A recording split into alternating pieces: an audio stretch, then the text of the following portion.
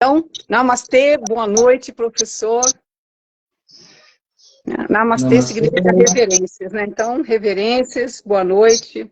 E saudações a você e a todos os presentes aí, audiência. a Kátia, tem bastante gente querida aqui, realmente. E eu vou pedir às pessoas que deixem as perguntas para o finalzinho, que assim eu não me perco aqui, senão eu acabo me perdendo. Eu fiz essa cirurgia dos olhos para ver um pouquinho melhor, mas mesmo assim não consigo enxergar tão bem. A Ieda está dizendo namastê, professor querido. A Ieda que está no nosso... Ai, ó, está de óculos, dá para ver melhor, né? Eu também. Se eu tirar o óculos, eu não enxergo o que está escrito. Aí, para eu enxergar o que está escrito, aí tem que pôr o óculos. Mas eu não gosto muito de óculos, não, para falar a verdade. É só para ver o que tá, quando está escrito ali. Por isso que eu fiz a cirurgia, mas não sei. Depois a gente fala sobre isso. Não sei se resolveu muito, não. Mas obrigada pela sua presença, obrigada mesmo, de coração. E a gente está trazendo aqui um tópico hoje, assim, muito maravilhoso e que está em moda, apesar de ter mais de 5.000 anos, né? Ou 5.000 anos, 2.000 anos, mas as pessoas estão descobrindo, redescobrindo, né? A Bhagavad Gita, os Yoga Sutras de Patanjali. Então, a gente começou a falar sobre isso na semana passada, e muita gente me mandou mensagem dizendo, meu Deus, que professor, que aulas maravilhosas, que foi aquilo, me ajudou bastante, tirou um pouquinho mais da minha poeirinha dos olhos. Então, vamos trazer de volta com um pouquinho mais, né? Talvez uma dose um pouquinho maior. Então, eu gostaria de começar essa live te pedindo que, por favor, fale para a gente do começo, né, dessas 4 eras. Essas 4 eras que a gente realmente fala, que nem aqui no Canadá a gente tem primavera, verão, outono e inverno, né? Então, que eras são essas? Não é só a primavera, o verão, o outono e inverno, são as eras védicas, né, dos ensinamentos védicos. E para poder a gente pegar dali, a gente entrar no Mahabharata, entrar no Bhagavad Gita e sair nos Yoga Sutras. O que você acha? Muito bem. A gente pode, assim, fazer uma contextualização histórica, né? Ter a visão de mundo desse povo antigo da Índia. Qual era a visão de mundo deles? Na verdade, a gente vai descobrir que a visão de mundo, que a gente chama védica, né, que é da Índia antiga, ela se assemelha em muito à visão de mundo grega e romana. A gente não sabe disso, né? Ou pelo menos muitas pessoas não sabem que nós pertencemos a uma mesma família linguística e cultural. Nós estamos dentro do mesmo círculo cultural. Então nós temos muitas semelhanças culturais na nossa visão de mundo. Não é só a língua que são aparentadas, né? O sânscrito, o grego e o latim são comprovadamente línguas da mesma família. Mas, naturalmente, se nós temos uma origem linguística comum, isso significa também um compartilhamento de uma cultura comum, e assim a gente pode tecer vários estudos comparativos. Sobre a questão das eras, a gente pode fazer uma relação imediata. Os gregos também dividiam o tempo cósmico em 4 eras, que eles denominavam era de ouro, era da prata, era do cobre, era do ferro. É esse termo que às vezes até é usado para a terminologia lá das eras védicas, não é o mesmo, né? Foi só extraído da cultura grega para usar a mesma terminologia, mas na verdade lá elas se chamavam Satya Yuga. Yuga quer dizer era, Satya, primeira era, Treta, segunda era, Dvapara, terceira era, e Kali, quarta era. Que se assemelha um pouco a esse conceito, né, do ouro, prata, cobre e ferro, essa degeneração assim que a gente vê aí nos metais, ela expressa um pouco essa ideia. Então, essas eras cósmicas, ela se compara exatamente ao que você falou, né? Ela se compara às nossas 4 estações. Então, assim como a gente tem 4 estações cíclicas no ano, também no cosmos existem 4 eras que se repetem ciclicamente. Quando termina a era de Kali, na qual estamos hoje, aí recomeça a era de Satya e depois vai para Treta, Dwapara. Isso aí é uma outra característica muito forte e uma grande, já que hoje estamos falando em semelhanças e diferenças, uma diferença de visão de mundo do círculo cultural indo-europeu para o círculo cultural hebraico, né, ali do Oriente Médio, por exemplo, eles têm uma visão de mundo, um dos aspectos da visão de mundo hebraica é o tempo linear, diferentemente do conceito védico indo-europeu de um tempo cíclico, não um tempo linear. O que eu quero dizer com isso? Todo mundo aqui que tem alguma relação com o cristianismo, ou do judaísmo, ou islamismo, o que for, sabe que a ideia é que Deus, no princípio, criou o mundo, aí o mundo se desenvolve, ele chega a um término, e daí tem um julgamento final, e depois as pessoas vão para o céu, o inferno eterno. Então, tanto os indivíduos quanto o mundo, eles têm um traço linear, começo, meio e fim. Essa não é a visão de mundo védico. Como eu falei, a visão de mundo védica e indo-europeia é cíclica. Por que cíclica? Qual é essa ideia? Qual sentido faz isso?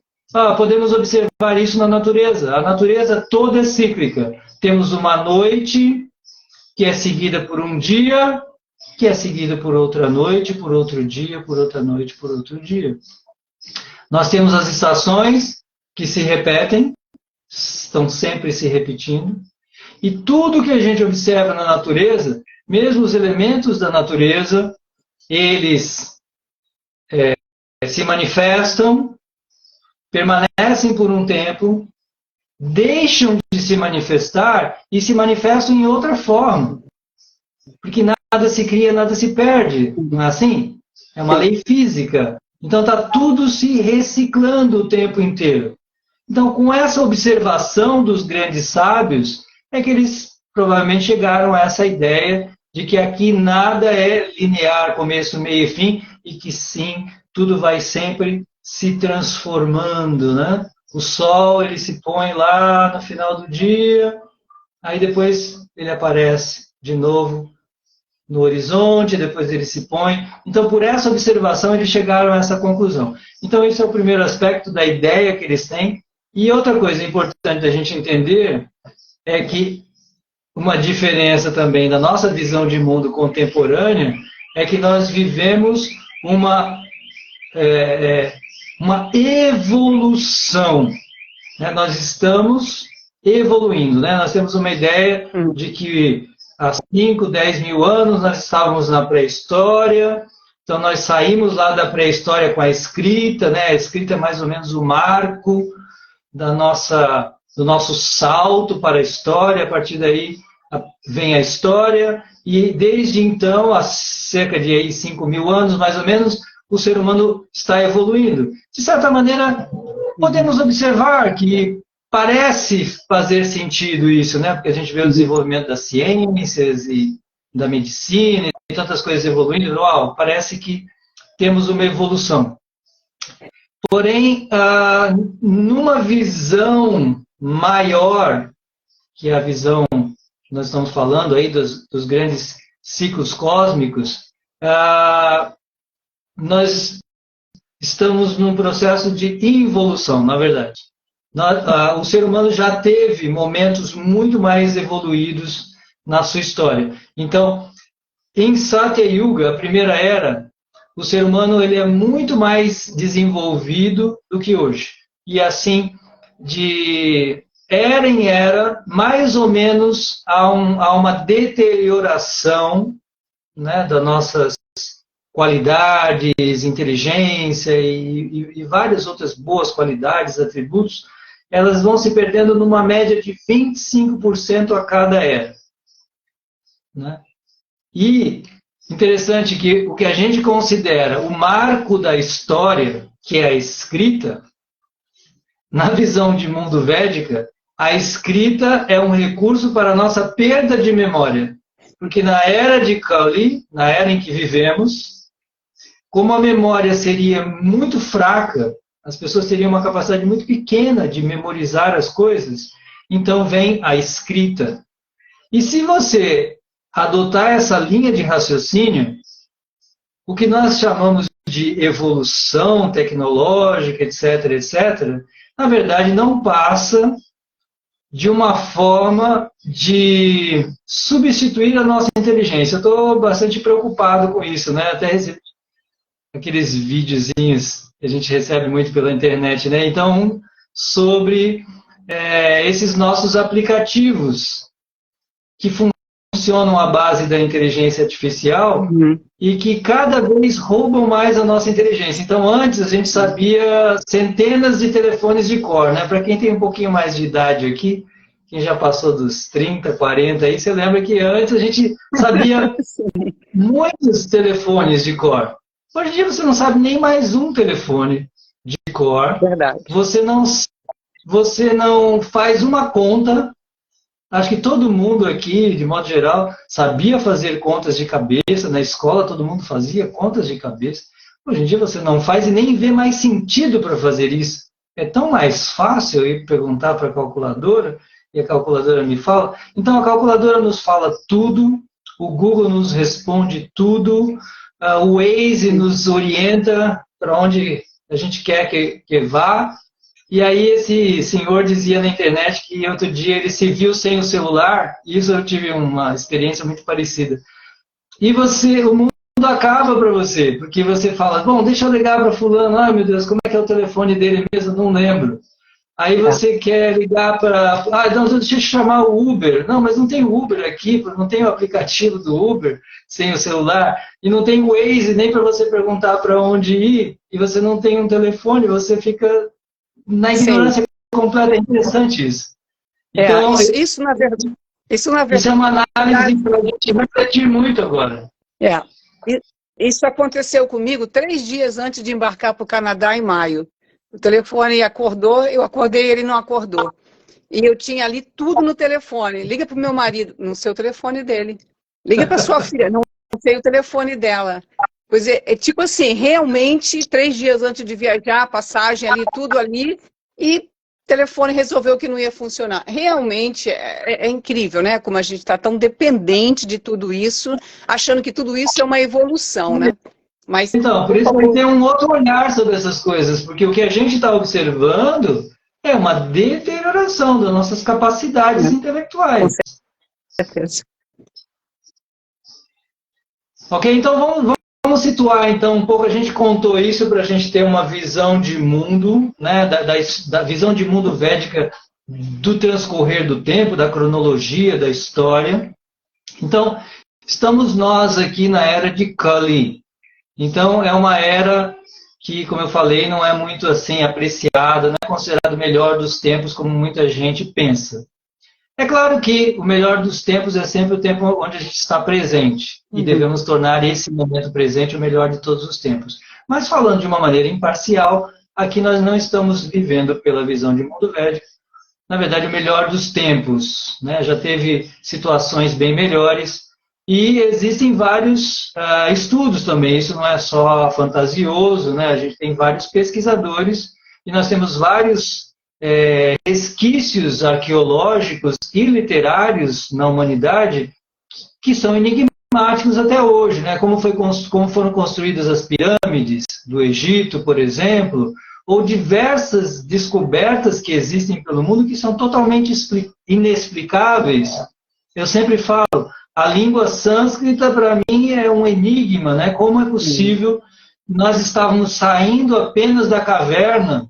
Como é que a gente já saiu das cavernas há 5.000 anos? A gente estava falando uma língua quase científica, né? Uma língua que a gente é científica, é extraordinariamente mais evoluída do que a nossa, em termos estruturais, gramaticais, linguísticos e tal.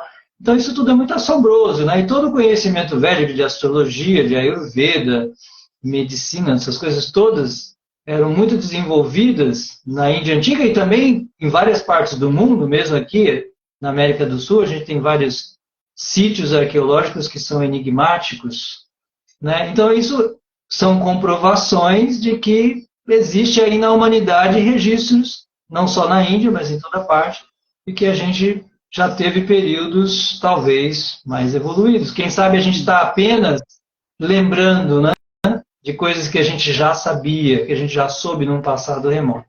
Uhum. Mas nessa visão de mundo, então nós estamos vivendo agora no período chamado Kali Yuga. Não é Kali, Kali é a deusa, existe uma deusa chamada Kali. Kali é uma manifestação de Durga, que é a esposa de Shiva. Então, é Durga no seu humor feroz. Se diz que é a mesma mulher, mas quando ela está brava. Kali é a mesma mulher. Durga é aquela mulher apaixonada de Shiva e tal. Nossa mãe, a mãe natureza, boazinha. E Kali não. Kali já é aquela mulher irada, assim. E, inclusive, ela está... Até Shiva se submete a ela, tamanha a sua fúria e tal. Então, essa é a deusa Kali. Agora a era se chama Kali. Kali. Eu acentuo muito essa questão do A breve fechado. Kali. Kali Yuga. Então, a era de Kali, ela começou há cerca de 5.100 e poucos anos. Mais ou menos assim. E ela começa quando Krishna parte deste mundo. Aí a gente pode perguntar, nossa, mas quem é Krishna? Eu pensei que Krishna fosse um mito, um ser mitológico lá do hinduísmo. Não, para a tradição, para os grandes mestres do hinduísmo, da cultura védica, Krishna é um personagem histórico, tá? Assim como nós aceitamos Jesus como um personagem histórico, praticamente, a não ser meia dúzia de acadêmicos que duvidam da existência histórica de Jesus, a grande parte da população, quase todo mundo aceita que Jesus é um personagem histórico, apesar de a gente ter muito poucos registros sobre isso, mas a gente aceita que Jesus é um personagem histórico, teve na Terra, deixou seus ensinamentos, é tido como uma encarnação do próprio Deus, etc, etc. Para muita gente.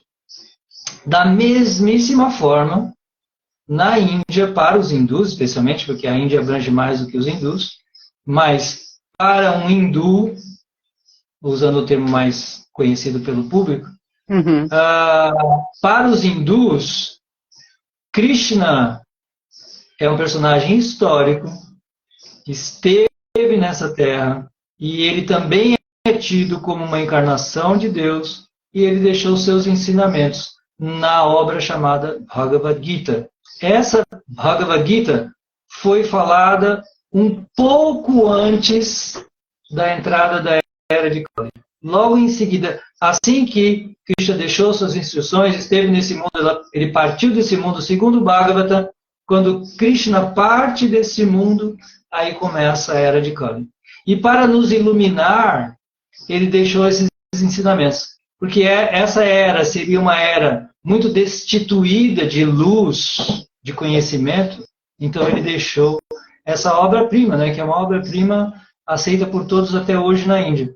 Então, a Bhagavad Gita, ela aparece nesse momento dentro de uma obra literária maior, chamada Mahabharata, que é a maior epopeia da literatura universal, 3 vezes maior que a Bíblia, por exemplo, 7 vezes maior que a Ilíada e a Odisseia, só para a gente ter uma ideia de tamanho.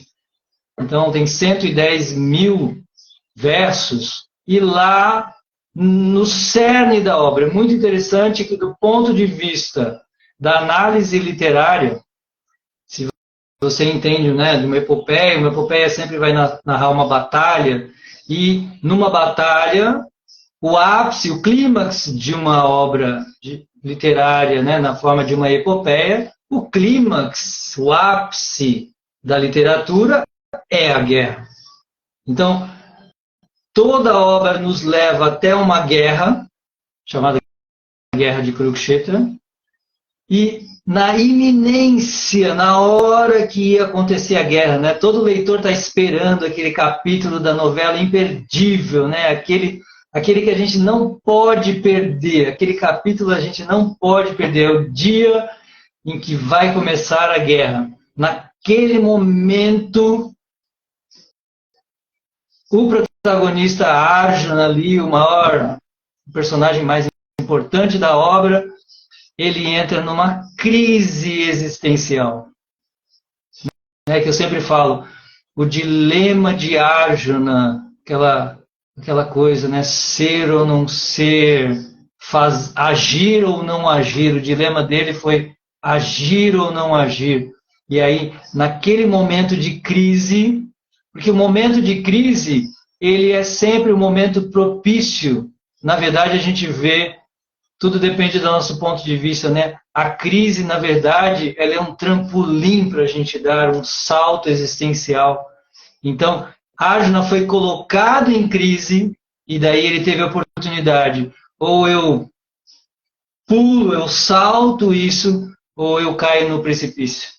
Então, Arjuna teve essa oportunidade e Arjuna como todo bom protagonista, né? Ele está fazendo o nosso papel. Eu sempre falo, no futuro, espero que no futuro breve as pessoas comecem, os doutores comecem a estudar e escrever teses sobre a crise de Arjuna, o pânico que ele sofreu, né? Que hoje muitas pessoas sofrem a síndrome do pânico. Arjuna viveu a síndrome do pânico. Imagine, né? Estar diante de uma guerra com a sua própria família, tendo que matar talvez membros da sua própria família. Então, nessa crise terrível, foi que ele buscou o seu mestre, Krishna, e aí Krishna o iluminou, e esse é o contexto na obra. Então, isso faz com que a obra seja magnífica, ela é muito bem... Você vê que o autor, ele é extraordinário. Depois disso, como diz meu amigo, muito estudioso, depois dos grandes clássicos não tem mais o que ler, né? Porque tudo que tinha de bom para ser escrito já foi escrito. Agora a gente só copia, né? Só o que as pessoas fazem é copiar, mas tudo já foi dito. Isso é um fato, uma coisa assim que outro dia me falaram de um livro, depois falam de outro livro, e eu disse, olha, se você está estudando a Bhagavad Gita, se você conhece a Bhagavad Gita, estuda a Bhagavad Gita, você sabe que tudo é cópia. As pessoas podem pegar uma frase na Bhagavad Gita e escrever livros e mais livros e mais livros. E o que me chama muita atenção, às vezes, também, é que não dão crédito, né? A pessoa pega o livro, escreve, lê a Bhagavad Gita ali, uma frase, escreve um livro, e não tem assim, isso veio da Bhagavad Gita. Porque quando você estuda a Bhagavad Gita, e eu sou muito iniciante na Bhagavad Gita, mas só de ver um pouquinho, eu já percebo quantos livros, que é só abrir e você fala, Bhagavad Gita, frase da Bhagavad Gita, porque realmente, qual é o melhor livro que você já leu na vida, me perguntaram, eu disse, o melhor livro que eu estou lendo pro resto da minha vida, a Bhagavad Gita. Eu queria que você falasse um pouquinho só para poder começar por ela, que nós já entramos nela, né? Falamos da guerra, tá na guerra, né? Essa guerra aí eu assisti aqui no Canadá, tem um documentário no Netflix, que foi feito por um milionário na Índia, que é o Mahabharata. E na Índia a gente assiste muito isso, né? Na televisão na Índia, é a sessão da tarde, a gente vê o Mahabharata, passa o dia inteiro, né? Tá tendo um barulhinho aí? Não. Tá bom? Não. Mas aí tem um documentário, acho que são 94 capítulos, mas não tem no Brasil, nesse Netflix, só tem aqui no Canadá, que é a guerra, que é o Mahabharata, que mostra tudo ilustrado. Imagina, né, quando eu leio a Bhagavad Gita, eu lembro do documentário, e tudo bem ilustrado. E nos mostra, né, realmente, no meio dessa guerra, quando Arjuna está deprimido, né, ele cai, ele tem um ataque de pânico, e o mestre vai ensiná-lo, né? Então, só para mostrar um pouquinho a capa, eu gosto da ilustração, né? E eu gosto da analogia dessa capa. Você quer falar um pouquinho para a gente dessa analogia? Que eu acho incrível. Essa analogia é fantástica, né? Ela é linda. A obra é linda em todos os aspectos, né? Se você tem, e quanto mais conhecimento a gente tem, naturalmente mais a gente aprecia, né?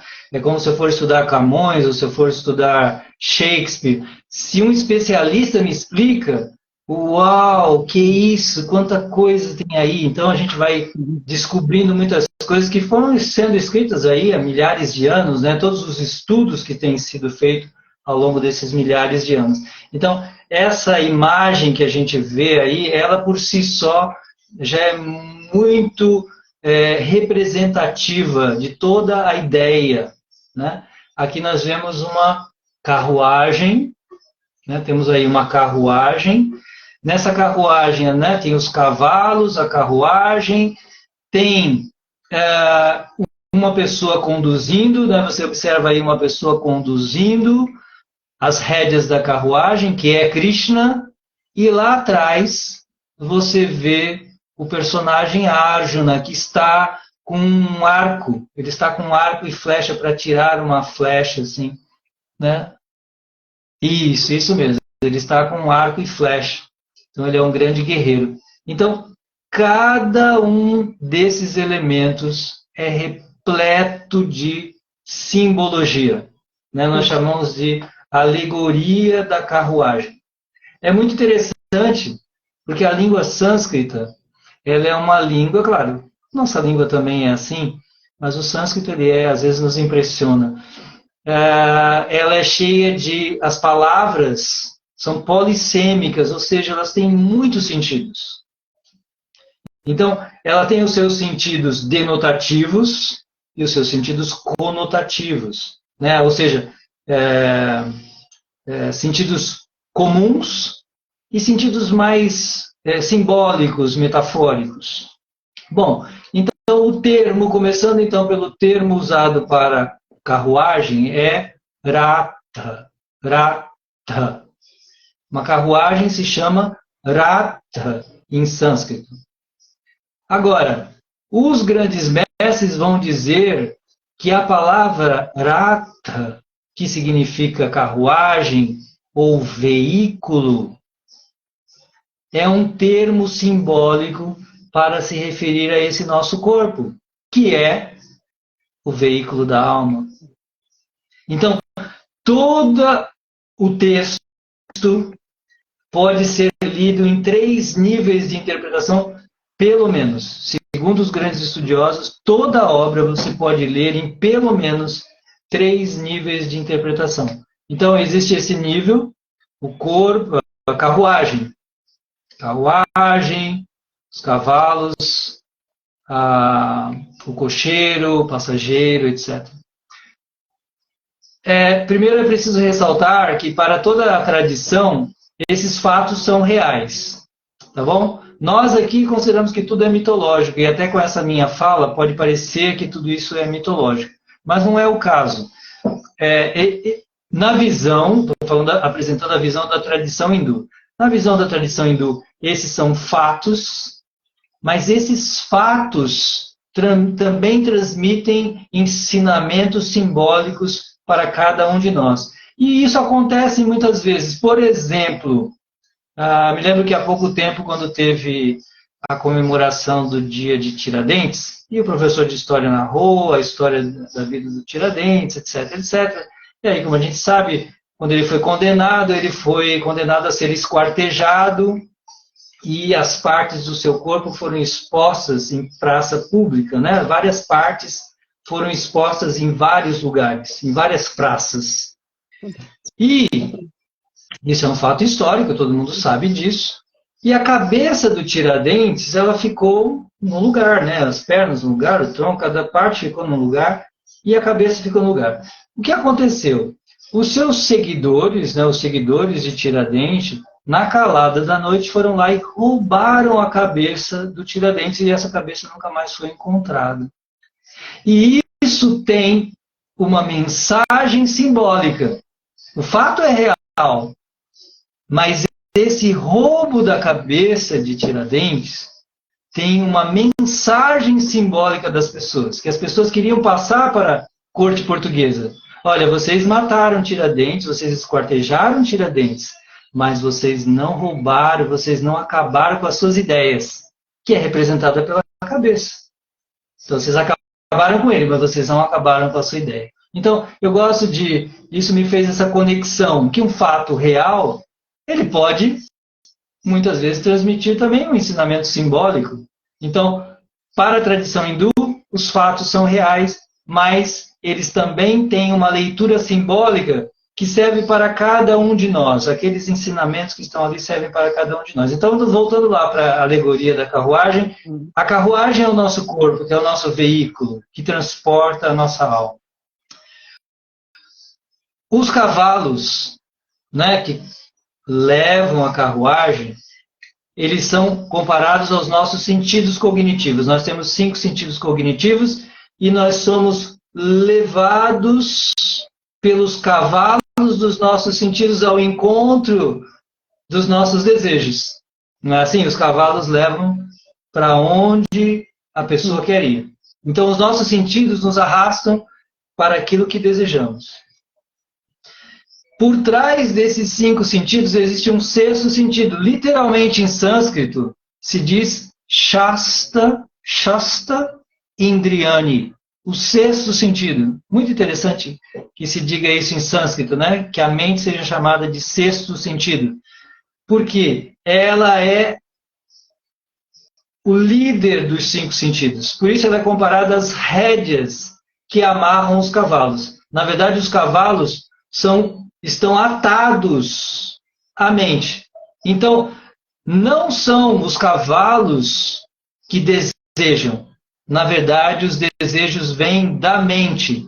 E a mente satisfaz aqueles desejos, dando comandos para os sentidos satisfazerem.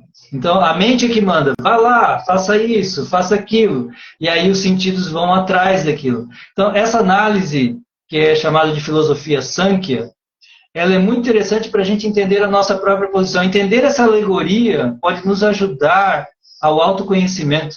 Porque, uau, na verdade eu não sou escravo dos meus sentidos. Eu estou sendo escravizado pelos desejos da minha mente. É ela que está ditando os desejos. Só que por trás da mente, você tem um cocheiro. Ou deveria ter um cocheiro, que é a inteligência. E no caso histórico é Krishna, que é o condutor da carruagem de Arjuna. Então, Krishna está conduzindo a carruagem e isso representa a nossa inteligência. Então, a inteligência, segundo a Bhagavad Gita, ela é superior à mente. A mente é superior aos sentidos e a inteligência é ainda superior à mente. Então, nós temos que ter uma mente fortalecida com conhecimento para poder dirigir as rédeas que, por sua vez, conduzem os cavalos, para que esses cavalos se mantenham ali na estrada e levem para o seu grande objetivo.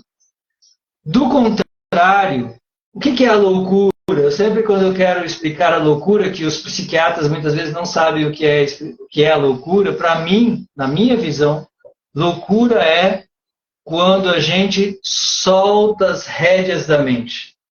Quando você perde totalmente o controle da sua mente, isso é a loucura. Atualmente, às vezes, nossa inteligência está mais enfraquecida, nosso discernimento, mas de modo geral, enquanto a pessoa está sã, a inteligência está ali funcionando. Mas a loucura completa é quando eu acabo, quando minha inteligência acaba por completo. E aí imagine uma carruagem desgovernada, comandada por uma mente solta, com cavalos dispersos, e o que acontece normalmente com muitas pessoas, né? Infelizmente acontece em muitas pessoas, é o suicídio.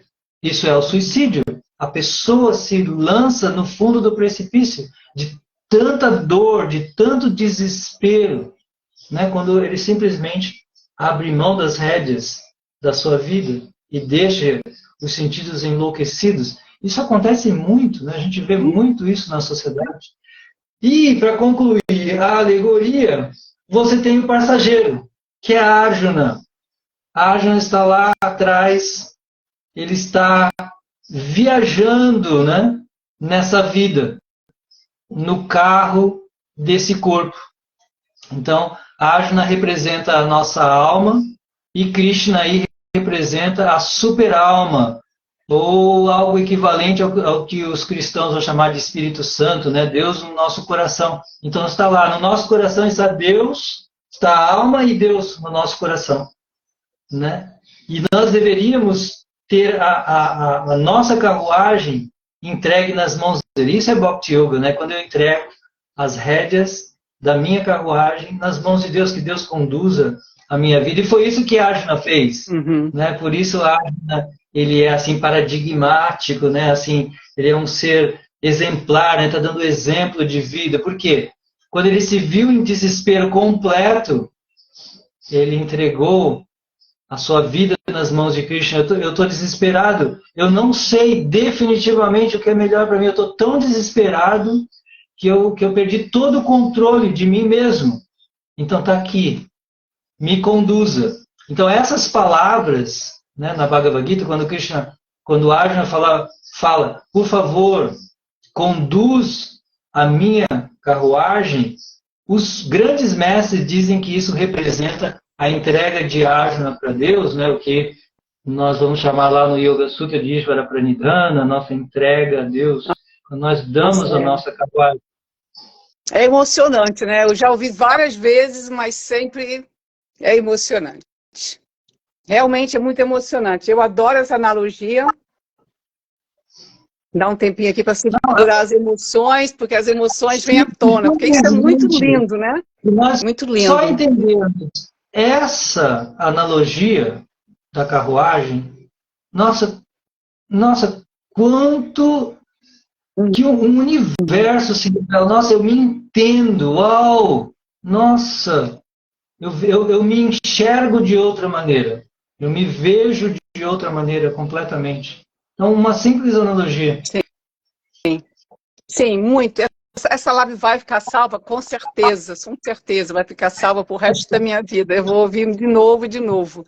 Eu acho incrível, e por isso que eu queria trazer o professor Adhanata aqui, porque não importa quantas vezes, às vezes as pessoas me perguntam, você já sabe essa história? Não tem como saber essa história. Cada vez que você ouve, tem uma pincelada diferente, tem um véu que cai, tem uma... Oh, entendi diferente, senti no coração diferente. Não tem como você falar, eu já li a Bhagavad Gita, eu já estudei a Bhagavad Gita, eu estou estudando a Bhagavad Gita, não importa quantas vezes eu já li, não importa. É aquela coisa que o meu guru, né, Chandramukha Swami, ele fala sempre, essa pessoa que leu a Bhagavad Gita, ela morreu, ela não está mais aqui. Então, a pessoa que está nascendo tem que ler a Bhagavad Gita. Né? Então, é sempre essa morte quando eu leio a Bhagavad Gita e esse renascimento. Eu sou fissurada, eu posso fazer live aqui todo dia sobre a Bhagavad Gita, não importa, gente, é incrível para aprender aqui. Essa analogia de hoje, eu já conheço, claro, mas não conhecia da forma como você mostrou, deu uma... Eu entendo isso aí da guinada. E ela não para, tá? E ela não para, ela tem textos, tem Upanishads que vão analisar muito mais detalhes, muitos. Por exemplo, só talvez aí para a gente concluir, né, a flecha de Arjuna também é muito representativa, né? Você vê que ele está com uma flecha. Então, essa flecha aí, essa flecha é a alma que a gente vai atirar em direção a Deus, né, e atingir o nosso objetivo. Então, a alegoria ela é cheia de detalhes lindos mesmo, instrutivo. Mas esse básico, se entendemos esses elementos básicos, uau, realmente nosso autoconhecimento se transforma. Só de você entender, nossa, que são meus sentidos, né, o que é a minha mente, o que é a minha inteligência, quem sou eu? Porque nós vivemos, tá? E eu me incluo nisso, porque eu sou um estudante nesse caminho, eu sempre falo, né? Eu estou me esforçando para vivenciar isso, porque isso primeiro a gente entende intelectualmente, depois você vai vivenciar praticamente. Tem um dos mantras mais famosos da literatura védica que é Aham Brahmasmi. Eu sou um ser espiritual. Nós falamos isso intelectualmente, podemos até entender isso intelectualmente, mas vivenciar isso, você não pode ser mais a mesma pessoa se você vivenciar isso. Você não pode continuar sendo a mesma pessoa. Porque como você, por exemplo, faria distinção entre as pessoas se você realmente se vê como um ser espiritual e se você vê todos, não só você é um ser espiritual, todos os seres são igualmente seres espirituais, nossos irmãos. Então, como a gente vai continuar sendo a mesma pessoa? Nem individualmente, nem socialmente nós podemos continuar sendo a mesma pessoa. Nós não poderíamos continuar sendo indiferentes, nós não poderíamos deixar de amar a todos, nós não poderíamos ter ódio, se nós realmente estivéssemos vivendo como um ser espiritual. Né? Então a gente tem que entender isso primeiro, mas só, para mim pelo menos, assim, só a compreensão intelectual, para mim, foi o que a gente chama hoje de um salto quântico. Assim. Ela nos catapulta, né? Assim, ela te lança para uma outra dimensão. Uau, eu já não sofro mais por algumas bobagens, né? Porque nós sofremos por tantas bobagens. Quanto mais você se identifica com o corpo e também com a mente, que na visão ocidental a gente pensa um pouco que eu não sou o corpo, mas a gente pensa que a gente é a mente. Então, nós não somos essa mente problemática, cheia de traumas, síndromes e complexos, aquela coisa que a gente passa 30 anos fazendo psicanálise, né, tentando desvendar os mistérios da sua mente. Nossa, pensar que eu também não sou nada disso, nada daquelas coisas que a minha mente pensa, eu sou algo muito mais do que isso. Então isso aí pode ser algo realmente transformador mesmo.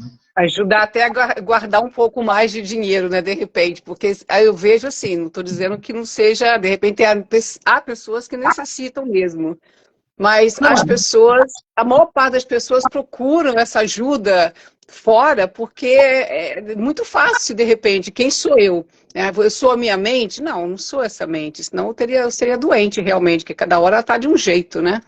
Então, é incrível isso, porque intelectualmente a gente tem que começar a entender. Eu sinceramente, eu estudo a Gita, estudo, eu não tenho coragem de dar aula de Gita, porque eu acho que é uma coisa assim que é tão profunda, que requer uma habilidade muito grande, um estudo muito grande para que você possa fazer, porque realmente tem detalhes ali que há necessidade de uma compreensão bem profunda, né? Essa frase aí, o capítulo 15... o verso 15, né? O Shloka 15 da Bhagavad Gita, que você conhece muito bem, né? Sim. Sarvasya Chaham Hridhi Sannivisto, será esse? Acho que é esse verso. Né? Que ele fala que ele está no coração de todos, né? Ele não fala, estou no coração do rico, do bonitinho, daqui, estou no coração de todos, né? E é de mim que vem o conhecimento, o esquecimento, a lembrança e o esquecimento. Isso é muito profundo também, né? Você quer falar um pouquinho disso pra gente? Eu acho incrível. Eu sei que eu fico entusiasmada demais, mas eu acho incrível, porque cada vez, eu li por um mês, né? Do dia 16 de julho a 16 de agosto, a gente lê o capítulo 15 da Bhagavad Gita. Todos os dias, mas todo dia... Inclusive, eu tinha um apego a esse verso. Na hora eu dizia, esse verso eu vou ler. Não, aí eu falei, não, eu tenho que largar esse verso, porque eu estou apegada a esse verso, né? Na hora de ler, eu queria ler esse verso. E ele acha incrível ele falar isso, que ele te dá o esquecimento, ele te dá a lembrança, ele te dá o conhecimento. Esse verso é muito especial. Realmente, no capítulo 15, talvez seja o verso assim, que mais nos toca, né? Ele toca muito. Mas essa é uma instrução recorrente na Bhagavad Gita, né? De que Deus está no coração de todos os seres. Isso realmente é um grande diferencial porque a nossa ideia de espiritualidade é de compaixão para com o próximo ser humano. E essa é uma grande diferença que eu não posso atribuir a Jesus, porque eu nem tenho as palavras originais de Jesus para dizer o que ele falou exatamente. Eu tenho certeza que ele tem esse conhecimento, mas pelo menos assim, para a audiência que levou adiante a sua mensagem, dá a ideia de que importante realmente são só os seres humanos. Mas a gente até sabe, mesmo na tradição cristã, a gente sabe, por exemplo, que São Francisco, que é considerado pela própria Igreja Católica como o alter ego de Jesus, ele tinha uma compreensão perfeita, né? Porque ele via tudo e todos como irmãos. Então, na verdade, inclusive, São Francisco é chamado por alguns de um santo yogi, porque a sua compreensão de mundo se assemelha demais com a dos yogis. Mas isso aí, eu creio, porque o conhecimento é universal, então, na verdade, todos os grandes santos e mestres, na verdade, falam a mesma língua, só que as audiências é que são diferentes. Então, enquanto Jesus falou para uma audiência de pessoas muito destituídas de conhecimento, Krishna estava vivendo numa outra era, num círculo de pessoas muito desenvolvida espiritualmente, mesmo intelectualmente. Então, você vê o nível das perguntas de Arjuna, e aí Krishna teve mais oportunidade, talvez, de falar coisas que Jesus não teve. Mas o ponto é que Krishna faz, nos ensinamentos de Krishna fica bem claro que toda a vida é sagrada. Não só o ser humano é sagrado, né, mas toda a vida é sagrada. Isso para mim foi fundamental.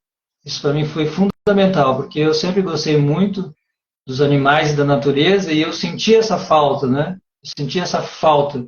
E quando eu encontrei os ensinamentos de Krishna e essa visão de compaixão universal, isso foi outro fator determinante para mim. Foram dois fatores que determinaram muito eu ter abraçado os ensinamentos de Krishna. Primeiro, porque eu não conseguia conceber a ideia de um castigo eterno no inferno eterno, assim, era algo inconcebível para mim.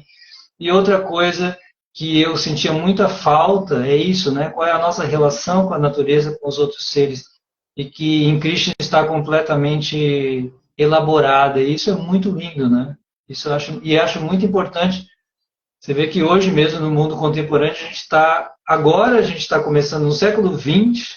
Você vê que isso é uma outra coisa, né? Que só agora é que nós estamos chegando nesse nível evolutivo no Ocidente, pelo menos, de ter respeito, né? De não ver a natureza e os outros seres vivos como meus subordinados que eu posso explorar.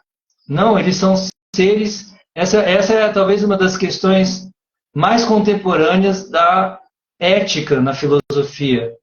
Quem nos deu direito de superioridade na Terra? Por que nós alegamos ter direito superior na Terra? Podemos explorar os outros seres, podemos explorar a natureza. Na verdade, você pode ver que as pessoas mais inteligentes do mundo hoje estão muito interessadas nessa questão que se chama especismo, né? Por que a nossa espécie... Já houve um tempo em que o homem era superior, né? Na visão teológica do Ocidente, já houve um tempo em que o homem era superior, já houve um tempo em que brancos eram superiores, que negros não tinham alma, que índios não tinham alma. Imagina, o grau de barbárie que nós já tivemos na nossa teologia, né? A gente acreditava por aqui, no Ocidente, que negros não têm alma, índios não têm alma, e saibam que já foi até questionado se mulher tinha alma, alguns teólogos já questionaram isso, e isso que hoje nos parece bárbaro, isso para nós hoje é bárbaro, como assim? Como é que alguém pode pensar isso? Eu não sou um nazista, né? Quem pode pensar dessa forma? Mas já pensamos assim no Ocidente? Agora, a grande questão hoje é, então, quem garante que os animais não têm alma? Na visão de mundo védica, eles garantem que sim. Toda vida é a manifestação da presença de uma alma divina ali presente, e por isso merece o nosso respeito. Então, isso também, eu acho isso muito importante para uma mudança no mundo. A gente discute muito hoje em dia a convivência com a diferença, etc, etc. Eu acho que um grande passo para a gente conviver com a diferença é se a gente chegar a essa compreensão. Porque assim como uma pessoa mata um animal sem nenhuma sensibilidade, ela mata um ser humano, né? Matar um ser humano é como matar ali, igualzinho a matar uma vaca, um outro animal qualquer. Então, se a gente perde essa sensibilidade, que onde há vida, há sensibilidade, há sentimentos, né? Os animais têm sentimento. Todos nós que temos um animal de estimação, nós sabemos, ali tem um sentimento, nós podemos perceber isso. E ali, então, onde há vida, há sentimento, há sensibilidade. E pelo fato de a gente não conviver com certos animais, né? Porque eu não convivo com a vaca, porque eu não convivo com a galinha, com o porco, etc. Então, eu penso que não, eles são matéria morta, né? E eu posso fazer qualquer coisa. Então, quando eu perco essa sensibilidade, eu posso também perder a minha sensibilidade para com os outros seres humanos. Bom, a gente está divagando bastante, mas eu ainda gostaria de falar hoje, se possível, brevemente sobre as diferenças e semelhanças da Bhagavad Gita e Yoga Sutra, né? Sim, porque aqui daria também uma outra live, né? Porque quem me conhece sabe que realmente eu não nego, eu falo abertamente, é muito difícil para mim entender hoje em dia as pessoas ainda se alimentarem dos animais e não ter respeito pelos animais. É muito difícil. Eu realmente não aceito mais, porque a gente está num mundo que tem tanta verdura, tanta fruta, tanta coisa. Por que tem que comer o bichinho, né? Isso eu bato sempre. E quando me falam, posso fazer yoga e não ser vegetariano? Eu digo, você pode se alongar. Você pode se alongar à vontade, mas para fazer yoga você tem que ter um coração, tem que ter um bhakti, você tem que sentir amor pelos bichinhos, você não pode fazer isso. Então isso é um tópico que a gente abriria uma outra janelinha e iria para sempre. A ciência, inclusive, está nos mostrando que o fato de estarmos realmente no que estamos passando, né? Aqui no Canadá, uma cidade inteirinha, minha filha estudava lá, foi destruída pelo fogo, por causa disso, né? A matança das árvores para poder colocar os animais. Então tem toda essa situação que, infelizmente, é tangível aos nossos olhos o que está acontecendo nessa Kali Yuga, né? Deixa eu pronunciar direitinho aqui diante do meu professor. Então, nos fala, porque a gente, quando está junto, não consegue parar, né? Mas nós temos que fazer um retiro aí, um retiro assim, não só esse retiro. Temos um retiro que está acontecendo agora, em novembro, do dia 2 ao dia 5 de novembro, está acontecendo um retiro lá em Vrajabhumi, que é um paraíso, é realmente um paraíso aqui na Terra. O Gora está aqui, ele acabou de entrar, eu vi o Gora aí. Ele pode falar isso, ele morou lá há muitos anos, é realmente um lugar incrível. E eu e o Radhanatha vamos dar esse retiro, e nesse retiro a gente vai trazer a teoria e a prática juntos, né?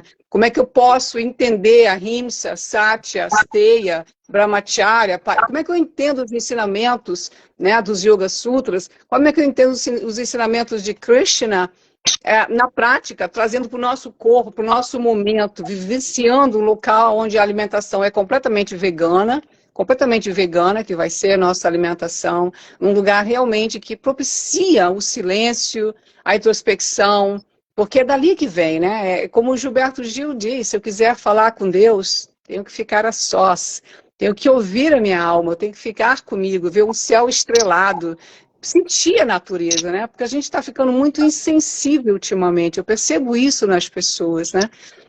Então, é muito bom ter esse tempo de retirar. Um retiro não é virar as costas para o mundo, um retiro é a gente se reavaliar, repensar os nossos valores, o que está acontecendo com a gente, né? Então, isso já fica essa mensagem aí, porque se a gente cair, já passei essa mensagem também. E outra coisa é que a gente vai voltar aqui agora na Bhagavad Gita. Então, há professores que dizem que os Yoga Sutras de Patanjali não tem conexão com o Bhagavad Gita. Eu não consigo ver diferença. Eu gostaria que você explicasse se faz sentido o que eu estou falando, se não faz. Qual é a conexão da Bhagavad Gita e dos Yoga Sutras? Tá ok. Bom, a gente pode analisar, como eu falei, a minha proposta é a gente fazer assim, muito breve apresentação sobre as diferenças e semelhanças entre Bhagavad Gita e Yoga Sutra. Então, nós já falamos lá no contexto da Bhagavad Gita, como a Bhagavad Gita ela aparece. Então, vamos falar agora do ponto de vista da forma e do conteúdo. Tá? Em termos de forma, Bhagavad Gita, como eu já falei aqui, ela tem como protagonista Krishna e Arjuna, e o texto é falado sob a forma de um diálogo. Tá? Então, falando sobre forma, a forma da literatura. Né? Então, enquanto a Bhagavad Gita ela é narrada sob a forma de um diálogo, né? São perguntas e respostas, Arjuna perguntando e Krishna respondendo, você tem os Yoga Sutras, por sua vez, na forma de um tratado. Então, essa é a primeira diferença. Então, um é narrado sob a forma de um diálogo e outro na forma de um tratado, uma dissertação. Isso já traz imediatamente diferenças também. Porque quando nós dialogamos, como estamos aqui dialogando, naturalmente, às vezes, discorremos sobre assuntos paralelos, a gente pode abrir um parênteses e falar sobre alguma outra coisa que tem uma certa relação ali com o assunto, etc. Então, um diálogo, ele muitas vezes não é tão linear. Né? Quando a gente conversa, o diálogo vai fluindo naturalmente. Então, o diálogo ele tem essa característica. Um tratado, não. Eu paro, eu penso, eu organizo, eu sistematizo. Então, a forma de Patanjali, né, o autor do Yoga Sutra, apresentar sua obra, ela é uma dissertação concatenada. Cada frase está perfeitamente ligada à seguinte e à anterior. O texto está costurado, ele está todo costurado. E o estudo do Yoga Sutra consiste em você ver essa ligação, o que a gente chama o fio da meada. Porque não é tão fácil, muitas vezes, você ver, nossa, o que tem a ver essa frase com a frase seguinte. Então, isso é uma característica, né, que diferencia as duas obras. A Bhagavad Gita ela é chamada de uma Upanishad, do ponto de vista do estilo literário, ela é uma Upanishad. Existem 108 Upanishads clássicas e muitas outras, menos importantes. Mas esse estilo literário ele também tem várias características. Uma delas, uma Upanishad, normalmente, ela não narra histórias. Upanishads não narra história. Quem narra história são Puranas. Na literatura sânscrita, narração de história fica por conta da literatura de estilo purânico. Upanishads não contam história. Tanto é que a Bhagavad Gita está dentro de uma grande história, mas a Bhagavad Gita sozinha, dentro da história, ela é chamada de Gita Upanishad. Porque ela tem todas as características literárias de uma Upanishad. Então, ela não narra uma história. Outra característica da forma upanishádica é que cada verso ele é completo em si mesmo.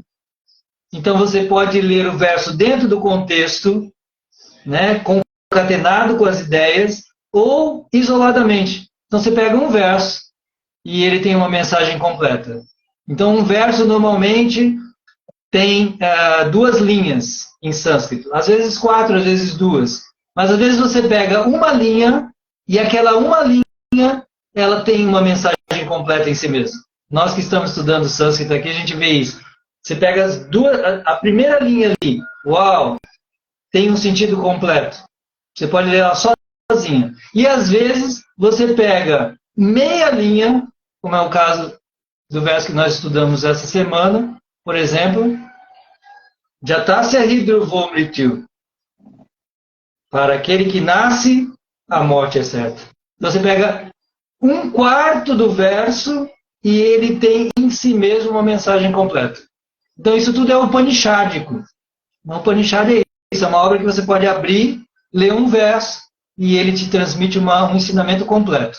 É claro que ele também tem relação de concatenação de ideias, mas você pode ler isoladamente também. Então, ele tem essa característica, ele não narra histórias, cada verso é completo em si mesmo, eles não são narrações superficiais, o conteúdo é sempre filosófico e profundo, eles tratam de filosofia, normalmente são textos para a classe de pessoas mais intelectuais, história é mais para o povão mesmo, porque todo mundo gosta, né? E na verdade, povão ou intelectual, todo mundo gosta de novela, né? Então uma novela bem contada, assim, ela agrada a todos. Mas as Upanishads não são para todos. Upanishads são mais exigentes, né? Você tem que parar e refletir, porque ela vai usar de recursos também na forma upanishádica. Você tem lá os paradoxos, né? Aparentes contradições que você tem que conciliar. Uau, o que é isso? Né? Você tem, por exemplo, uma Upanishad famosa, Isha Upanishad vai dizer Deus está perto e é o que está mais longe. Aí você tem que parar e pensar. As Upanishads são assim, são paradoxais, são profundas, são filosóficas, abstratas, exigentes, muito exigentes. Então, tudo isso são características de uma Upanishad. O Yoga Sutra é um sutra, então é o estilo sútrico. Então, o estilo sútrico, como eu falei, ele é um tratado, dissertação, e a palavra sutra quer dizer fio, né? E o sentido aí é esse fio da meada. Eles dizem que um texto em sutra é como se fossem várias pérolas ensartadas num fio que concatena, que une todas as pérolas. Então você tem que enxergar uma obra sútrica dessa forma. Tem um fio que une todos esses ensinamentos. E aí você pode ver, lá no terceiro sutra, Patanjali vai dizer, quando a pessoa cessa os turbilhões da mente, a sua alma se revela. A pessoa, ela vai experimentar a alma, ela vai desabrochar sua alma. E isso o termo sânscrito é Swarupa. Ele vai guardar esse termo até o final. No último sutra, ele vai dizer, agora o seu Swarupa vai se revelar. Então, ele vai concatenar a ideia do começo ao fim. Está tudo ligado ali. Então, isso é uma característica de uma obra sútrica. Outra diferença, em termos de forma, é que a Bhagavad Gita é falada na forma de versos, é um poema, e o Yoga Sutra é um sutra, que é aforismo. Aforismos são frases curtinhas, né? Então ele é escrito em várias frases curtinhas. Em termos de tamanho, Bhagavad Gita tem 700 versos, e são versos de 2 ou 4 linhas. E o Yoga Sutra tem 196 pequenas frases, né? Então às vezes são frases de 4 palavras. 3 palavras, Hatha Yoga Nushasana, Yoga Chitta Vritti Nirodha, 3, 4 palavras. Então, olha, a Bhagavad Gita é pelo menos 10 vezes maior, em termos de tamanho. Então, naturalmente, isso é outra diferença. A Bhagavad Gita vai abranger uma variedade muito maior de temas. Krishna vai apresentar muitos mais temas. E, basicamente, Krishna vai apresentar muitos caminhos de autorrealização. Krishna apresenta vários caminhos de autorrealização. Então, essas são as principais diferenças na forma e das duas obras. Agora, em termos de conteúdo, como eu comecei a falar, a Bhagavad Gita apresenta os vários caminhos que levam para a autorrealização, enquanto Patanjali não. Enquanto Krishna apresenta pelo menos 4 grandes caminhos, o caminho da ação, o caminho do conhecimento, o caminho da meditação e o caminho da devoção, Patanjali vai se ater quase que exclusivamente ao caminho da meditação, abrindo alguns parênteses para o caminho da devoção. Em alguns momentos, ele fala sobre o caminho da devoção. Então, em termos de conteúdo, né, então ele é mais restrito, mais focado aí no tema meditação, Krishna é mais amplo. Mas, assim, a gente pode fazer uma comparação perfeita entre o 6º capítulo, eu deixo aí para quem gosta de estudar, estude comparativamente. 6º capítulo da Bhagavad Gita e o Yoga Sutra, porque aí até em termos de tamanho eles já são bem mais parecidos e todo o conteúdo. Ele não é sistematizado, a Bhagavad Gita não é tão sistematizada quanto o Yoga Sutra, porque eles, como eu falei, porque ele foi apresentado na forma de um diálogo. Então, a Arjuna, às vezes, se interrompe e fala, né, a sua própria opinião, né? Tem momentos na Bhagavad Gita que a Arjuna nem pergunta, tem momentos em que ele discorda. Eu acho ele um discípulo paradigmático, exemplar também, nesse aspecto, que, embora ele tenha todo o respeito, mas às vezes ele tem opinião própria, e ele fala, não, eu não concordo com o que você está falando. Eu acho que isso não é possível. É muito interessante que não é aquela ideia estereotipada de discípulo cego, que sempre diz, sim senhor, sim senhor. Não, é muito inteligente e ele coloca suas opiniões. Ele apresenta as suas opiniões para Krishna, embora esteja ali disposto a se iluminar, mas ele é honesto e sincero. Sim. Então, a gente vai interromper. Então, por isso não tem, às vezes, a sistematização que tem o Yoga Sutra. Então, o Yoga Sutra, a diferença básica ali é que o Yoga Sutra, o tema foi todo sistematizado, todo analisado, ele separou, olha, primeiro ética, depois postura, depois respiração, depois a meditação se divide assim, assim, assim. Então ele sistematizou algo que Krishna falou espontaneamente com Arjuna. Tá? Então essas são assim, as principais. Agora, a maior de todas as diferenças, se comparamos o 6º capítulo da Bhagavad Gita com o Yoga Sutra, que ambos tratam de meditação, o 6º capítulo também chamado o capítulo do Yoga da Meditação, mas eles trazem uma grande diferença.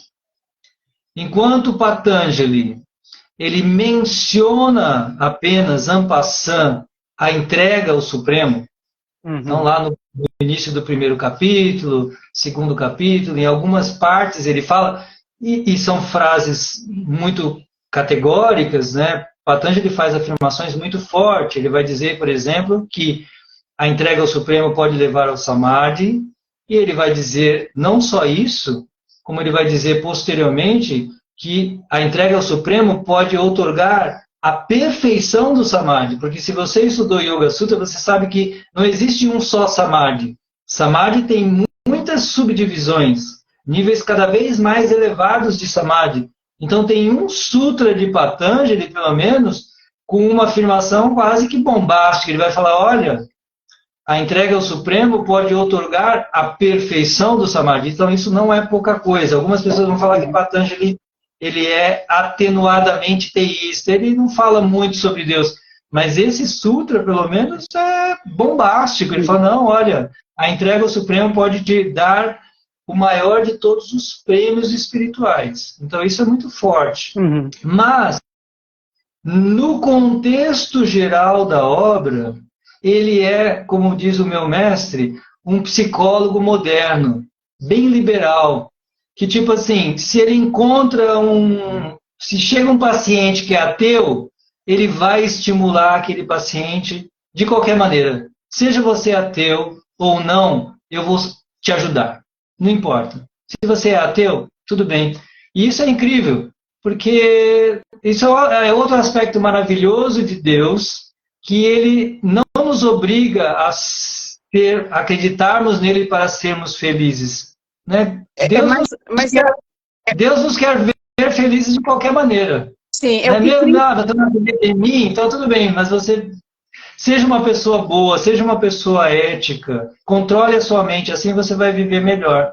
Então, mesmo para um ateu, sim, você tem bons conselhos. Sim, e é o que Krishna também diz, né? Ele fala no capítulo 15, que você quer o esquecimento, tá tudo bem também. Você pode ter o esquecimento. Você quer se esquecer de que existe Deus, tudo bem também. É diferente dessa ideia que, tudo bem, você quer esquecer Deus, esqueça, mas tudo bem, mas você vai sofrer no fogo do inferno. Não. Yoga Sutra e Ayurveda, por exemplo, eles independem de você acreditar em Deus. São ensinamentos para você viver melhor. Deus quer que a gente seja feliz de qualquer maneira, mesmo que a gente não acredite nele. Ele não é uma pessoa carente. Deus não é uma pessoa carente que precisa desesperadamente do meu amor para viver. Nem é ciumento, entendeu? Não, ele é completamente liberal. Então, essa é a diferença de Yoga Sutra e Bhagavad Gita. Yoga Sutra é muito liberal, e Krishna já é mais focado. Porque no final do 6º capítulo, enquanto Patanjali recomenda a meditação em qualquer objeto, olha, existem muitos objetos de meditação, medite num deles que você vai ter aí bons resultados. Krishna, ele já não dá essa abertura. Krishna, ao longo do 6º capítulo e ao longo de toda a obra, ele vai recomendar Ishvara Pranidhana. O que Patanjali citou, né, 3 vezes na sua obra, essa é a ênfase da Bhagavad Gita. E todos os estudiosos ocidentais ou indianos vão dizer que essa é a grande diferença. E a Bhagavad Gita, ela apresenta uma meditação mais teísta. Ela traz uma meditação também, mas é uma meditação teísta, que é o que Patanjali também menciona, que traz como resultado a perfeição do Samadhi, a mais elevada autorrealização. Então não é pouca coisa. São caminhos diferentes, porque as pessoas são diferentes, mas assim, o resultado é o mais elevado. Mas a entrega a Deus é a suprema, né? É realmente o que é o supremo. A gente tem que abrir para perguntas agora, né? Porque eu acho que... Até esqueci disso. E o tempo passa também, né? O tempo passa muito rápido mesmo, é incrível. Por favor. Nós vamos ter que voltar, trazer você mais uma vez, até... Mas olha só, pessoas, se vocês quiserem, pessoas queridas que estão aqui, fazer alguma pergunta para a professora Adhanata, faça agora ou cale-se para sempre. Não. Não. Não precisa calar para sempre, não. Aqui não existe isso. Enquanto estivermos vivos, pelo menos vamos poder responder. As pessoas estão agradecendo, as pessoas estavam concordando com você antes do que você estava falando. Realmente maravilhosa a explicação dos Upanishads, do que é uma Upanishad, né? Porque muita gente não sabe, né? De repente é importante que a gente saiba. Essa coisa do estudar é muito importante nessa tradição, né? Estudar, não aceitar nada só por aceitar, é importante. Se alguém discordou de alguma coisa... Devemos lembrar sempre, né? Como nós podemos controlar as rédeas da nossa mente? Através da inteligência. Como é que a gente controla as rédeas? Tendo um bom condutor. E esse condutor representa inteligência. A inteligência deve dirigir a nossa mente, porque esse é, na verdade, o que Patanjali apresenta. Né? Ou você dirige a sua mente, ou você é arrastado pelos ditames da sua mente. Então, nosso mestre, o grande mestre Prabhupada, ele dizia que nós temos 2 possibilidades existenciais, né? Ou você é escravo da sua mente, ou você é o dono da sua mente, o senhor de si, né? A gente fala em português, em sânscrito seria o Atmavan, a pessoa que possui o eu. Eu traduzo Atmavan, que literalmente em sânscrito é o possuidor da alma, como o senhor de si. Né? Em português é bem isso. Né? Ou nós somos senhores, senhoras de si mesmos, ou nós somos escravizados pela nossa mente. Isso é muito... A gente precisa entender muito isso. Isso é muito importante, você se tornar... Uma vez uma professora falou uma frase que eu gostei muito, e eu estudei com ela os Yoga Sutras, e ela disse que é muito importante que a gente diga para a nossa mente, aqui quem manda sou eu, né? Aqui, porque para você não dar à mente o direito de controlar a sua vida, mas você realmente entender, né? Alguém fez uma pergunta aqui, As professor, pessoas estou estão certo. mandando perguntas, as pessoas estão mandando perguntas. Prabhu, porque se já estivemos com Krishna, como viemos parar aqui na Terra? Essa é uma pergunta, uma resposta muito longa, acredito eu. Essa questão eu acho muito difícil, muito complexa. Ela é realmente tão complexa que o próprio grande mestre Prabhupada, ele disse que quando a nossa casa pega fogo, né? Agora o mundo está pegando fogo aí em toda parte. Sim, Então, se você estivesse lá no Havaí, a última coisa que você estaria preocupado é como é que começou aquele incêndio. A nossa sim, preocupação é fugir do incêndio. Então, a nossa situação se compara a estar dentro de um incêndio, né? Tem até um poema que diz que o ciclo de Sansara se compara a estar perdido num incêndio, né? Você está num mundo pegando fogo, um mundo pegando fogo. Então, a nossa preocupação deve ser sair do incêndio. Quando a gente sair do incêndio, tudo vai ficar claro, tudo isso vai ficar claro.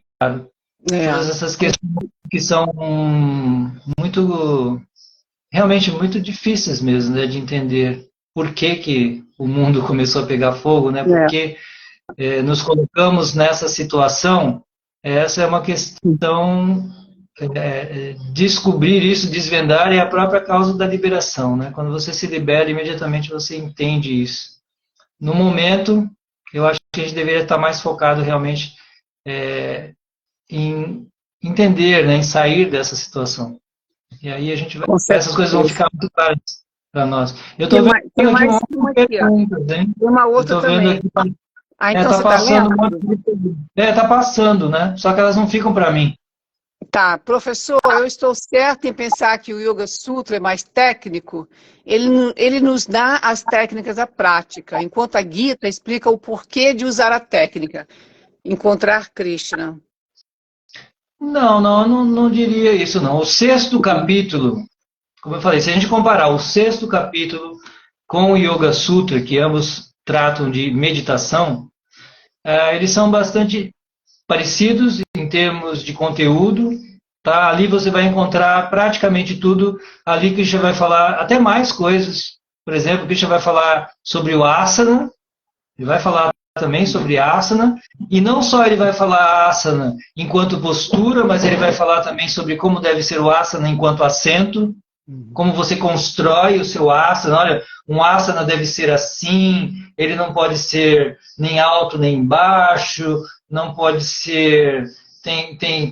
Você tem que colocar sob uma pele de veado. Ele faz toda uma descrição do assento, coisa que Patanjali já não fala. O Hatha Yoga vai falar, mas o Yoga Sutra não fala. Então, tem muito conteúdo na Bhagavad Gita. Vai falar sobre a alimentação do yogi, vai falar sobre a vida do yogi, coisas que Patanjali não fala, por exemplo, né, o caminho do meio, né, que a gente atribui muito a Buda, é uma coisa que Krishna vai falar muito, que para ser um yogi a pessoa não pode comer de mais nem de menos, dormir de mais nem de menos, se recriar de mais ou de menos, trabalhar de mais ou de menos.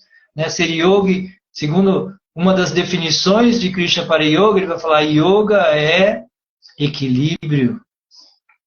Yoga é equilíbrio, né? Então isso é uma grande instrução de Krishna na Bhagavad Gita. Então Krishna tem muitas instruções.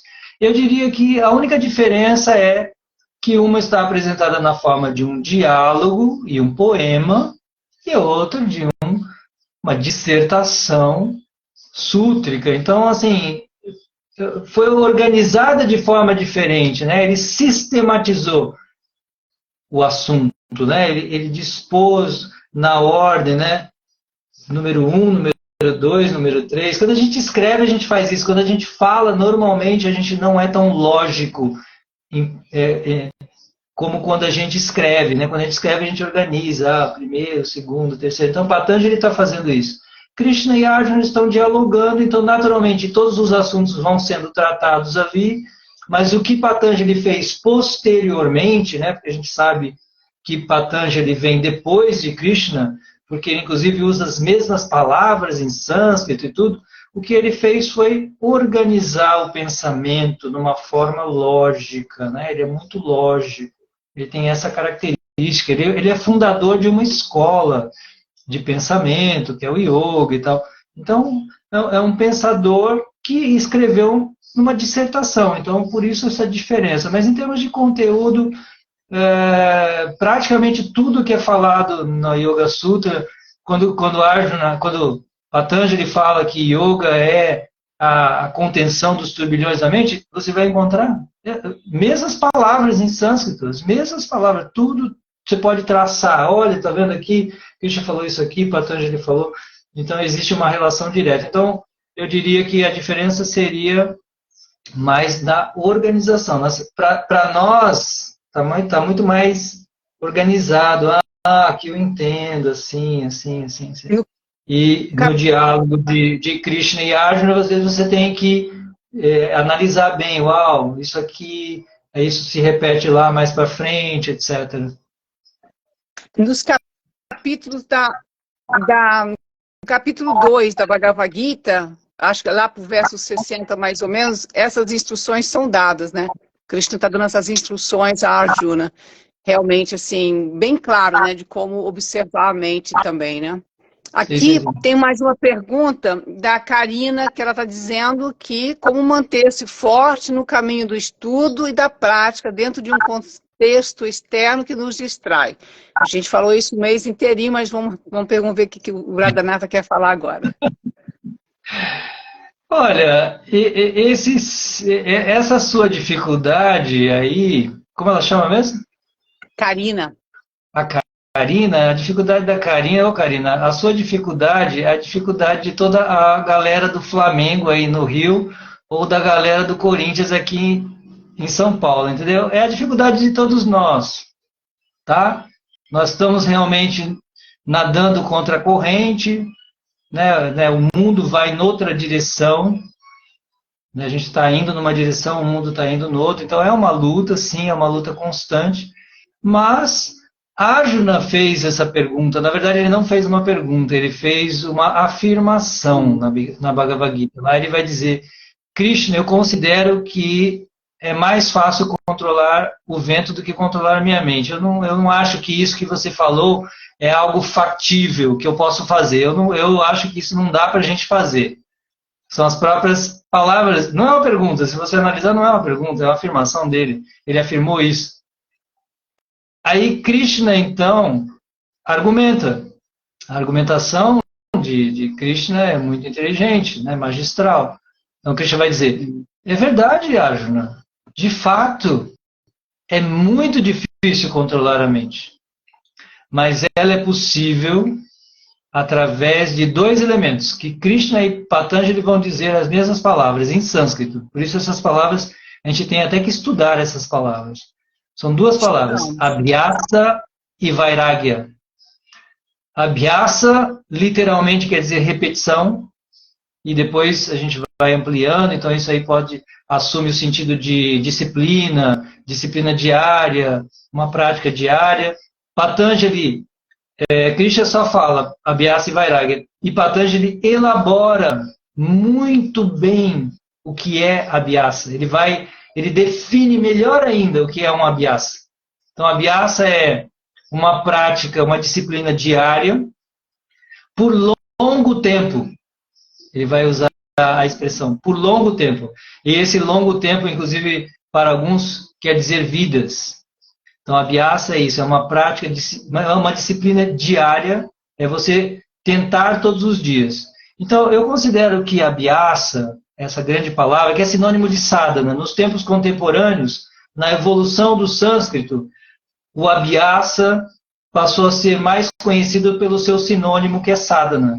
Tá bom? Então, Abhyasa e sadhana são sinônimos, mas hoje em dia a gente conhece mais a palavra sadhana do que Abhyasa. Mas Abhyasa ou sadhana é essa disciplina diária que nós temos que ter. Mas não é um grande mistério. Disciplina é o método para a gente alcançar qualquer meta na vida. Eu sempre falo a mesma coisa, né? Então, se você quer tocar, você tem que ter uma disciplina disciplina diária para tocar, para estudar. Se você quer dançar, você tem que ter uma disciplina diária. Se você quer empreender, se você quer ser um grande empresário, você também não pode ficar dormindo. Todo dia você tem que trabalhar, você tem que se esforçar para a sua meta. E se você quer ser um atleta olímpico, você tem que se esforçar. Então, quem tem metas, e quanto maior é a sua meta, mais disciplinado você tem que ser. E você tem que... É a persistência que leva à perfeição. Você não nasce uma obra pronta. Nós somos uma obra em construção. E nós somos construídos com esse abhyasa. Aí você constrói o que você quer. Se você quer ser um instrumentista, por abhyasa você se torna um instrumentista. E aí você vê que se você se esforça nesse sentido, e se você não alcançou, na próxima vida você nasce um grande instrumentista já de berço. Né? Você tem Mozart, 4 anos, já nasce numa família de músicos que 4 anos pega um instrumento e já toca. Então você vê a continuidade do esforço, né, sendo levada para outras vidas. Então, aquilo que você se esforça, você desenvolve e você leva adiante. Então, é o mesmo princípio. Krishna vai falar, se esforce, continue se esforçando. Hoje não consegui, amanhã, de novo eu acordo determinado. Hoje vai ser muito melhor. Ontem não foi, mas hoje vai ser muito. É isso que move os atletas, é isso que move os artistas, é isso que move os empreendedores, é isso que move pessoas que realizam, né? Qualquer pessoa que realiza. Então, como disse uma pessoa, o yogi é o atleta da alma. Então, se nós queremos alcançar a medalha olímpica do yoga, né, o samadhi supremo, a conexão, a comunhão espiritual com a alma suprema, que é a medalha olímpica do yoga, então haja sadhana, haja abhyasa, haja determinação e resolução para todos os dias acordar e hoje eu vou dar um passo em direção a essa minha meta. Então é uma obra em construção, né? Todos os dias você constrói e para mim com um grande alento que se não for nessa vida, vai continuar na próxima exatamente de onde eu parei, então não me desanimo de muitas vezes achar que estou muito aquém do que eu gostaria, mas não importa, onde eu for, vou me esforçar, mesmo que eu ache que nessa vida eu não vou alcançar, mas eu vou no meu máximo, porque, que maravilha imaginar que eu vou continuar e numa próxima vinda vai estar tudo muito melhor, já muito mais aprimorado, numa situação, numa família, né? Krishna fala que a pessoa já nasce numa família de yogis, por exemplo, né? Já vai nascer numa família de pessoas espiritualizadas que estão naquela mesma luta, numa sociedade talvez mais propícia, etc. Né? Porque um dos princípios do yoga é que você deve viver num lugar onde tem um governo justo. Nossa, quem tem isso no mundo contemporâneo, né? Um governo justo, né? Um mundo saudável, etc. Então, nós estamos nadando contra a corrente, então temos que nos esforçar e fazer o nosso melhor. Esse é o princípio básico. E outro princípio que eu não elaborei aqui é o vairagya, que é o desapego, que é importante cultivar, porque a causa da nossa permanência neste mundo e não estarmos em comunhão com Deus é porque estamos apegados a este mundo. Isso é o que Buda vai falar também, é o que todos os sábios hindus vão falar. Enquanto você estiver apegado às coisas do mundo, você não pode, é uma escolha, você está apegado a ficar aqui. Então tudo bem. Então como é que você vai se libertar daqui se você está apegado aqui? Então o apego é algo que também o desapego é um cultivo diário e constante também. Né? E isso tudo, gente, parece assim, eu sei que às vezes eu sou muito categórico, assim, né? Quem não me conhece pensa que eu sou uma pessoa muito rígida, não, mas não é isso, eu acho que assim, isso é uma construção, tá? É uma construção orgânica, natural, é natural, assim, o processo evolutivo, ele é muito natural. Não há, inclusive também é que a gente tem que entender o conjunto dos ensinamentos, né? Um dos princípios fundamentais é a não violência, que quer dizer também não violência com você mesmo. Então você também tem que lidar consigo, assim como a gente quando constrói o asana, a gente não pode se violentar no asana, na vida também, nos nossos princípios, nas nossas relações, no nosso desapego, tudo isso deve ser construído organicamente, naturalmente, tá bom? É porque senão fica parecendo que é uma coisa assim, uau, é tudo ou nada. Não, isso também é contrário aos princípios do yoga, porque o yoga é o equilíbrio. Ele é um avanço orgânico, eu considero. Bu, nós vamos ter que terminar, não vamos poder ficar aqui. Não sei nem como estão deixando, né? Não sei como não... Exatamente, mas o meu telefone já me disse que vai cair aqui, porque a minha bateria já não está aguentando mais. Uau! Vamos voltar, vamos fazer mais um pouco. Então, não sei, achar um tempo em setembro que a gente possa fazer mais uma live, falar mais um pouquinho, porque é muito interessante e é muito importante realmente que a gente possa perceber que realmente não é uma rigidez, né? Às vezes as pessoas falam para mim também, nossa, você todo dia faz isso? Não é uma rigidez, você se torna aquilo que você faz todo dia. Você acaba se tornando, então naturalmente você acorda, naturalmente você se alimenta naturalmente, com coisas que não são, que são ahimsa, né, que são sem violência, você naturalmente faz a sua prática, naturalmente você tem tempo para ler, você começa a dar prioridade à sua vida, o que é importante realmente, né? Então se torna assim, qual é a minha prioridade? E uma coisa que Krishna fala muito belamente, né, no capítulo 12, é que o processo ele é gradual. Então a gente também tem que respeitar o momento evolutivo de cada um. Sim. Krishna pede muito isso. No capítulo 12, também em outros capítulos, né, que a gente respeite, porque o fato de, por exemplo, dizem, né, que Mozart era um professor assim insuportável, né? Porque imagine para Mozart a mediocridade, né? Imagina que era um aluno medíocre para um gênio. Então, para um gênio, né, um estudante medíocre é insuportável, né? Então, inclusive, os gênios não costumam ser muito bons professores. São melhores professores aqueles que têm dificuldade. Porque aí eles têm empatia pelos outros. Ah, eu entendo, eu também tenho a mesma dificuldade. E aí ele tem mais paciência para explicar. Ah, eu sei como é que é, eu também tenho a mesma dificuldade. As pessoas muito geniais vão ter mais dificuldade. Então, Krishna pede que as pessoas também tenham essa complacência, essa compaixão de entender que cada um tem o seu momento. Né? O importante que eu vejo é dar um passo. É isso que Krishna pede, especificamente no capítulo 12, tem uma passagem muito linda que também estudamos recentemente, eu lembro que a gente conversava sobre isso. Krishna fala, faça isso. Mas se você não puder fazer isso, desce um degrau e faz isso. Se você não puder fazer nem isso, então desce mais um degrau, faz isso. E se você não puder fazer isso, faça isso.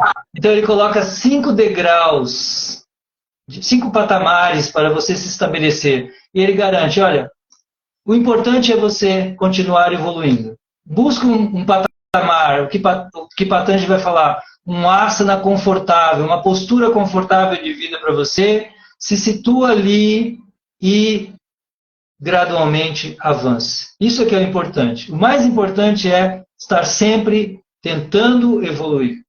Né? Chegar lá é algo muito relativo. Então a gente vai parar aqui. Não dá para continuar mais. O telefone vai cair a qualquer momento. Gente, obrigada de coração a todos vocês por estarem aqui com a gente. E, Prabhu, obrigada. Gratidão eterna. Realmente, assim, é uma honra, é um privilégio poder estar aqui contigo e poder dar esse retiro também lá em Vrajabhumi com você. Vai ser, assim, incrível. Eu realmente, cada vez eu aprendo mais um pouquinho. E também é aquela coisa, eu também não estou preocupada, porque eu sei que se interromper esse aprendizado nessa vida, eu vou voltar com mais lembrança na próxima. Já tive uma lembrançazinha nessa vida. Eu sei que eu pisei na bola em vidas passadas e agora eu vim e tipo assim, continua aí, Lerita, mas a próxima dá mais um empurrãozinho na gente, porque é sempre assim mesmo, né? Mas a gente está sempre puxando as pessoas, trazendo, para poder a gente ter um pouco de tapa. Tapa. Não é tapa. Eu estou mais cuidadosa agora quando eu falo tapa. Tapa. Né? Para poder realmente Vai dar ter mais tapa dos determinação. alunos. Ter mais determinação. Obrigada de coração, Radhanata. Não, eu que agradeço imensamente a você e a audiência pela paciência de estar aqui no sábado até essa hora com a gente. Muito obrigado, Obrigada, mesmo. gente. Obrigada. Hare Krishna, Haribol. Namastê. Namastê, boa noite, Vai bom ficar domingo. gravada, gente. Vai ficar gravadinha para vocês.